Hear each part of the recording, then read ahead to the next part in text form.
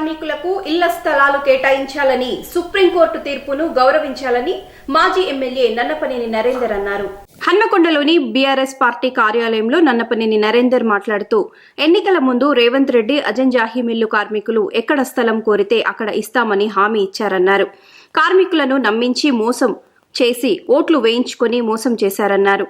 కార్మిక భవనం కాపాడాలని కార్మికులు తిరగని నాయకుడు లేరు అన్నారు.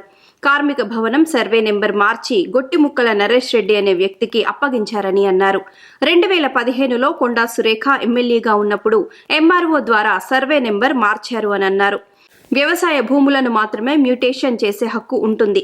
మున్సిపాలిటీ పరిధిలో ఇంటి నెంబర్ ఉన్న భవనాన్ని మ్యూటేషన్ చేసిన ఎంఆర్ఓపై చర్యలు తీసుకోవాలని అన్నారు. ఈ కార్యక్రమంలో అజంజాహి మిల్లు కార్మికులు పాల్గొన్నారు.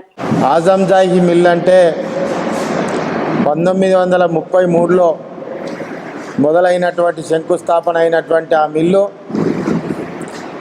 2002లో కాంగ్రెస్ పుణ్యమా అని చెప్పి, ఎన్డీఏ ప్రభుత్వం పుణ్యమా అని చెప్పి భూస్థాపితం చేయడం జరిగింది. ఈ క్రమంలో 451 మంది కార్మికులు ఉన్నటువంటి 2002 వరకు వారందరికి కూడా కాంపెన్సేషన్ కట్టించి బెనిఫిట్స్ అన్ని కట్టించి వెళ్ళిపోవాలని చెప్పి 2004లో తీర్మానం చేయడం జరిగింది. ఆ రోజు ఒక ఆర్డర్ కాపీ కూడా తీయడం జరిగింది. ఈ క్రమంలోనే వాస్తవానికి ఏజే మిల్లు ఏర్పడ్డ నాడు కార్మిక భవనం కూడా ఏర్పడడం జరిగింది. 1957లో గాజుల రాధాకిషన్ అనే కార్మిక నాయకుడు అధ్యక్షుడిగా ఉన్నప్పుడు ఒక మిల్లు స్థలాన్ని ప్రభుత్వం ద్వారా మున్సిపల్ కార్పొరేషన్ పర్మిషన్ ఇచ్చి దాన్ని ఆ రోజు వాళ్ళు చందాలు వేసుకొని అజంజాహి మిల్లు స్థలం వారి యొక్క యాజమాన్యం యొక్క కాంట్రిబ్యూషన్ తోటి ఆ భవనాన్ని నిర్మాణం చేసుకోవడం జరిగింది.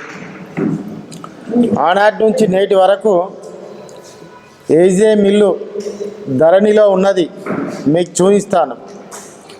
అదేవిధంగా రిజిస్ట్రేషన్ ఆఫీస్లో మార్కెట్ వాల్యూలో ఉన్నది, అదేవిధంగా ఎలక్ట్రిసిటీ బిల్లులో ఉన్నది నేటికి, అదేవిధంగా జీడబ్ల్యూఎంసీ ప్రాపర్టీ ట్యాక్సీలో కూడా ఉన్నది.